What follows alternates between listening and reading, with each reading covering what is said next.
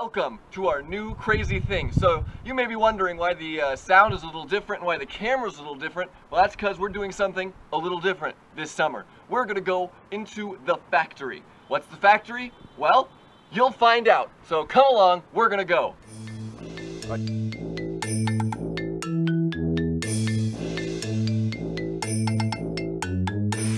This summer, we're going to be spending time here in the factory. In the factory, we want to make sure that you're equipped for anything and everything God has prepared for you.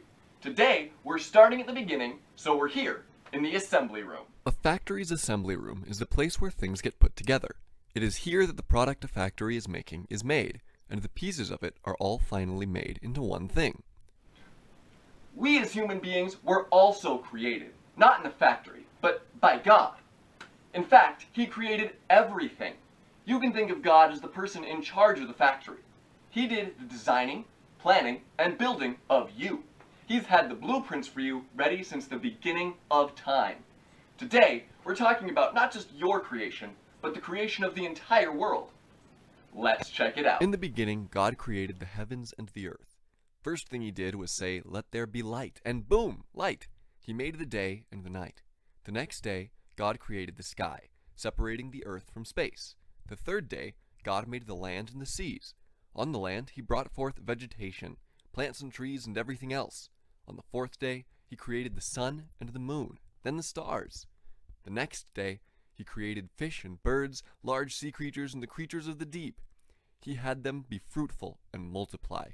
Then the sixth day, He created all the wildlife, the creatures, the livestock, and the things that crawled on the ground, like bugs. And He saw that all these things were good. Here we are outside the factory. You can see a lot from here, huh? But there's one thing you can see that we haven't talked about yet. On that sixth day, God created people. He created them in His image. He created them male and female. He gave them control over the earth and the animals and the plants. And thus, everything was made. Let's go back inside. There you have it. We're a lot like the things that we build in the factory.